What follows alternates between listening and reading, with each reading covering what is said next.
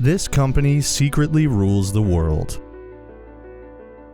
There are many tremendously powerful conglomerates out there, and you've definitely heard of some of them. But there's a good chance you've never heard of one we'll be discussing in today's video: BlackRock.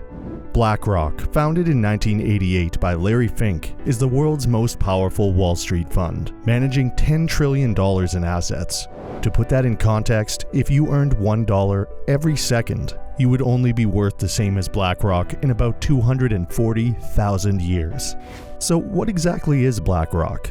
And how did a risk management business come to be the biggest asset holder in the world, in charge of possibly millions of regular people's money? In today's video, Luxury Channel spills the beans about this organization, which is said to secretly rule the world. But first, would you kindly subscribe to our channel and enable the post notification bell for us? Thank you very much. BlackRock Inc. is a New York-based multinational investment management firm. It began as a risk management and fixed income institutional asset manager, before expanding to the point where it now manages assets for customers in 100 different countries and has over 70 offices across 38 different nations. We know what you're thinking. If BlackRock is so large, why haven't you heard of it? At least, well-known American banks like JP Morgan Chase, Wells Fargo, and Citigroup frequently come up in the news despite having much less financial power. The truth is that you haven't heard of BlackRock because it has large stakes in the major media organizations that would have informed you of its existence. BlackRock and Vanguard own a large portion of Graham Media Group, which owns Slate and Foreign Policy. They also have a 10 to 18% stake in CNN, CBS, Fox, Disney, Comcast, Gannett, and Sinclair Broadcast Group. These media conglomerates are multinational businesses that own multiple major media outlets. Comcast, for example, controls Sky, NBC, CNBC, and MSNBC, but Disney owns ABC and the popular opinion polling website 538. Furthermore, Gannett owns over 250 newspapers, including USA Today, and Sinclair Broadcast Group owns 72% of local television channels in the United States. These large investments in media conglomerates allow BlackRock and Vanguard to not only keep out of the news, but also to control what goes into the news. Aside from media, BlackRock is also involved in virtually every other important industry. Together, BlackRock and Vanguard control about 1/3 of Coca-Cola and its main rival, PepsiCo. They are also major shareholders in Boeing and Airbus, Expedia and Skyscanner, Booking.com and Airbnb, as well as Facebook, Apple, and Microsoft. But it does not stop there.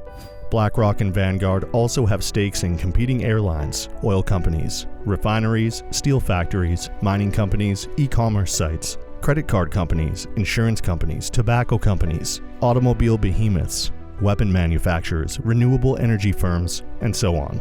Given that BlackRock and Vanguard are frequently large investors in any top competitors we can think of, we question whether those companies are truly competitors. This corporation, which manages about $10 million in assets, has positioned itself as Wall Street's nice guy, and its leaders as a group of mild-mannered money managers who recognize the dangers of the climate crisis and the value of diversity. However, critics claim that those promises only go so far into the firm's day-to-day activities. BlackRock's investments in fossil fuels and deforestation continue to worsen the climate disaster. Meanwhile, the company's investments in influencing Washington, including lobbying and campaign contributions, have earned it friends on both sides of the aisle, allowing it to evade the kind of government scrutiny that a firm of its size would normally face. As BlackRock gains greater influence and riches, it progressively integrates itself into both the US capital and the global economy in ways that may be difficult to reverse. The Bush and Obama administrations both had dozens of BlackRock workers in high-level positions in the White House. And as for last year, President Joe Biden's cabinet still included at least 3 major positions held by BlackRock executives. In fact, the media and some in the financial sector have unofficially referred to BlackRock as the 4th branch of government because of its habit to assemble shadow cabinets before presidential changes and because of its tight relationship with the central banks. According to a number of studies by the BlackRock Transparency Project, this type of merged BlackRock government connections extends beyond the borders of the United States. One example is Canada's Infrastructure Bank, which is a public-private partnership that offers affordable loans for road and bridge projects. BlackRock provided advice on the bank's establishment and provided helpful executives to the staff. Therefore, BlackRock will benefit from the bank it helped create.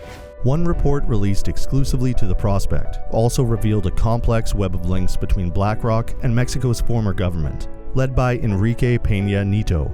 This has aided BlackRock's efforts to build a new infrastructure company in Mexico. So since 2012, BlackRock has acquired shares in Mexican toll highways, hospitals, gas pipelines, jails, oil exploration companies, and a coal-fired power plant. BlackRock is also the largest shareholder of the Spanish bank Santander and the third largest shareholder of Apple. And its ownership investments in smaller companies give it significant control over a staggering number of corporations throughout the world.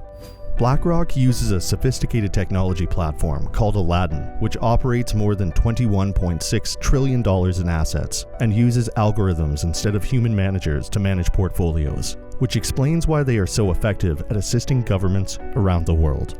Aladdin is made up of about 5,000 supercomputers and serves as the brain of the most affluent asset managers and investors in the world today.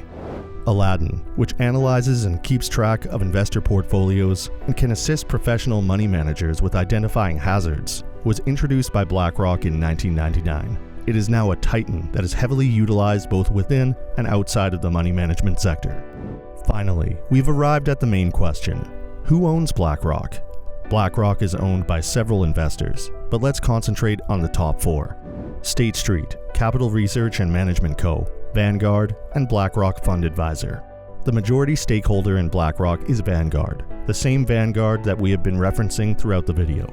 Capital Research and Management Co., another mysterious company, comes in second. BlackRock Fund Advisors, a privately held business controlled by, you guessed it, BlackRock, comes in third place, closely trailing both businesses.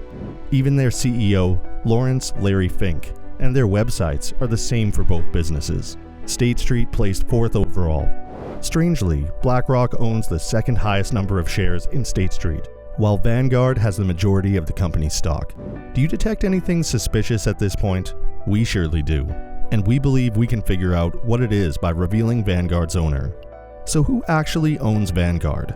To put it simply, we don't know because Vanguard is a privately held firm. It, like BlackRock and State Street, does not trade on a stock exchange and is entirely owned by its investors. Who exactly are these investors?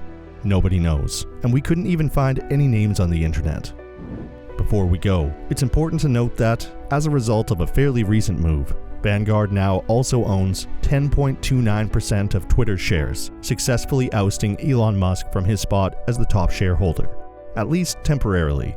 Perhaps the Vanguard Group is the one actually secretly ruling the planet? What are your thoughts on this? We'd love to hear from you in the comments. Also, don't forget to subscribe to our channel for more fantastic videos. You can also share with your friends while you're at it. See you next time.